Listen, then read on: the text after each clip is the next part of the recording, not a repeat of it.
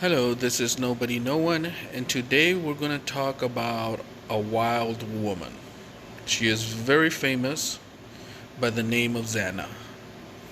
And before I start anything today, I would like you to understand a disease. The disease is called hypotrichosis. It is an abnormal amount of hair growth over the body. There are two types. One occurs over the whole body, and another one, I believe, happens with age. Sometimes it presents itself in birth and it keeps growing and keeps growing. Why am I telling you this disease? Is because I believe that this is the disease that happened to the lady that we're going to talk about. It is no question that she is very famous. Zana was a very famous person. So much that they dug up her family, which I feel sad for. But let's get started. I'm starting with a person who I'm probably going to talk about later. Her name is Julia Pastrana. She's Spanish, so it's Julia Pastrana. She was known as the Victorian ape woman, and she had the same disease. And as we learn more about Our Lady Zana, you have to understand that this is possibly what Zana had. Unfortunately, we treated her as a wild woman, and I'm sorry to tell you that humanity did treat her like an animal. But amazing or not, this has a very, very happy ending. Now, it is important to understand that Zana, the Russian wild woman, came from a place called Georgia in Russia. According to the government source, and this is very important, most women lived to be 40 at that time. They didn't have a high expectancy. As a zoologist, investigator, uh, cryptologist, investigator, and all-round investigator, we studied this girl a long time ago. And I'm saying girl because the day that she was captured, we believe that she was very young. Okay.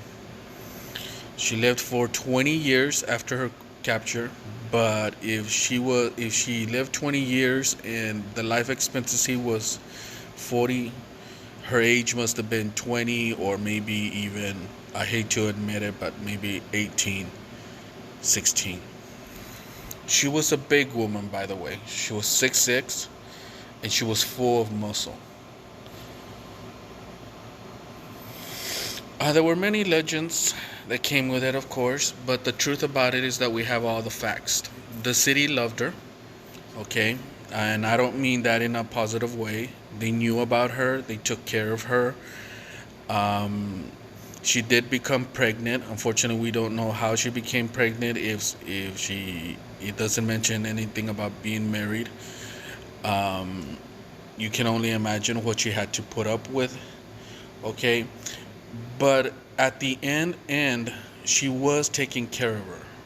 Okay, she had 6 children, and those 6 children survived. 2 did die, but the reason those children were taken away were because they knew she couldn't take care of them. And at the end, it seems like she had a good enough life to survive and be happy. Now, she did become addicted to alcohol. She did become known to go around town. And of course, when we mean by that is that she was known to be passed around, unfortunately. Um, If they tried to take care of her, it did not succeed. And at the end, she died a very desperate life. But at the same time, she was a wild woman. She would tear up her clothes. She would dig holes and sleep in them. She would sometimes disappear. But here's the thing that I want you to understand: she didn't leave the town. If she was really being treated so bad, she wouldn't have left the town. And she always was fed, and she was known and healthy.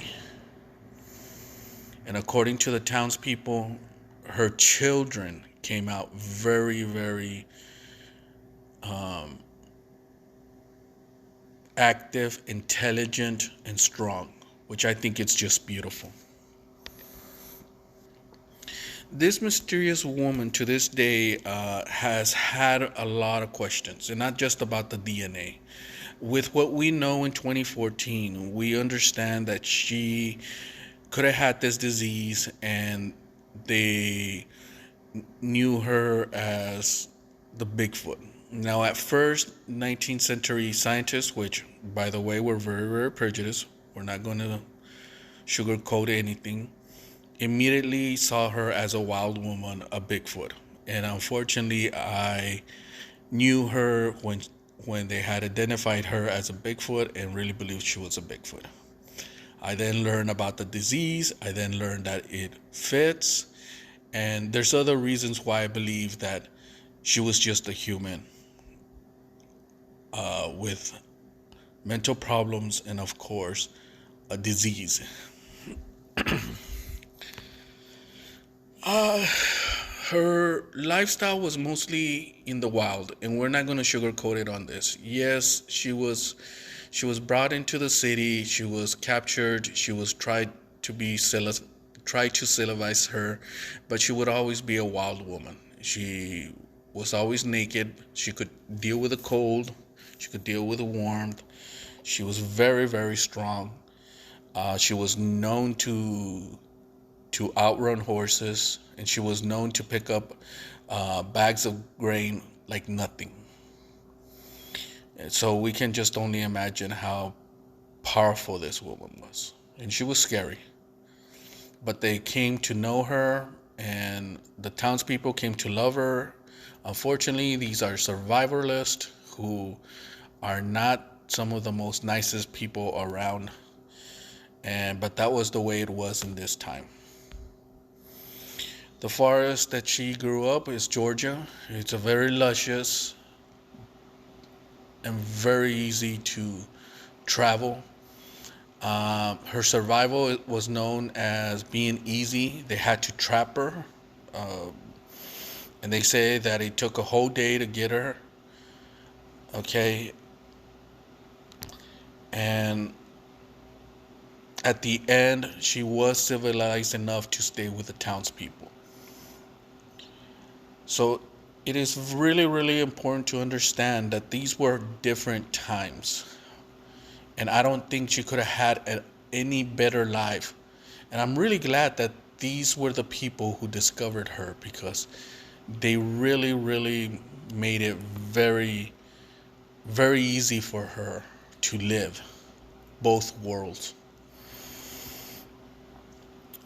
Most of the towns are old. They come from the 14th centuries. Nothing really changes much about it. So the reason that I'm telling you all this information is because you have to understand that there was no happy ending here. They let her live the way she wanted to, and she was known around the town. Um,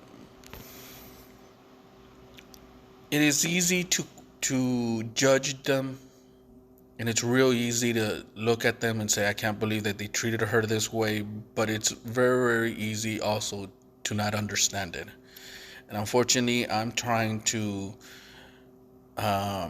say that this woman, who was not a wild woman, she was not a Bigfoot, had it pretty easy compared to what other people had to suffer.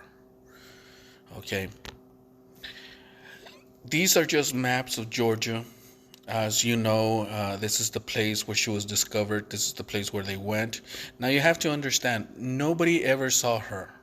Okay, the story was known. The scientists went to investigate this, and most of the stories that we know it are from the townspeople. But their story never changed. Okay, so at the end, we can be really really happy that I went too far. That she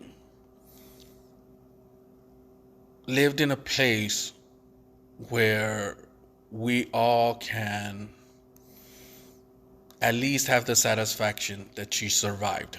Okay. And this is the best thing. This is one of her sons. Okay.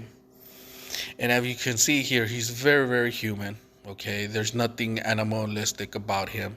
But according to many of the sources, they were really, really strong and very, very active. Now, the best line that I have heard here, and I'm going to quote, is that their lives were dull. And I think that was just beautiful because they weren't considered freaks, they weren't considered different, they were just considered human. And that's the best that you can. So, this is her son. They know that for a fact. This is the picture. He is human. There's nothing unknown about the features. Okay. Um, this is her great granddaughter, and as you can see, she has very human features. She was human. Um, they all had kids. They all had wonderful lives. Okay, and it is just something that I am very happy that they were able to have. Now, these were tough times. Don't think that these were easy times. Don't think that they became scientists, but they were very, very smart according to many of the sources, and they were very intelligent. This is what we used to think she looked like.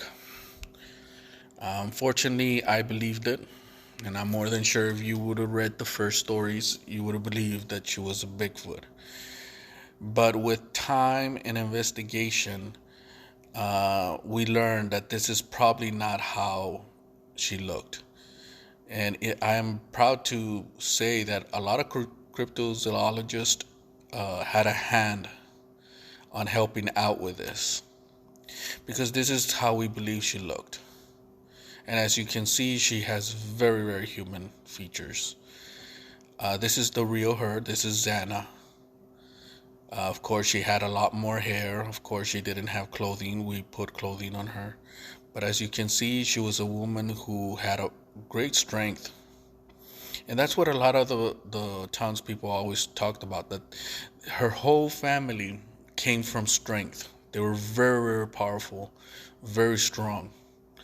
And they lived a long time. Now, it is sad that we thought of her as an animal. We thought of her as something different. But I'm glad to say that she lived in a time where they accepted her. Excuse me. So this is the story of Sana. I am happy to say that in the end, her family lived a very, very good life. And at first, I see this as a sad story, but at the end, I see this as a beautiful story where the children, at least, were given a good chance to live. So this is Nobody, No One. This is the summary on Zana, the one we know as the Wild Woman. She unfortunately had a tough life. There was no happy ending for her, except that she passed. She passed on, at least surviving. She had children. The children had children. Um, their descendants disappeared because they moved away, and soon they had children. And it's just a beautiful story of just survival. Thank you very much, and I hope you appreciate this small story.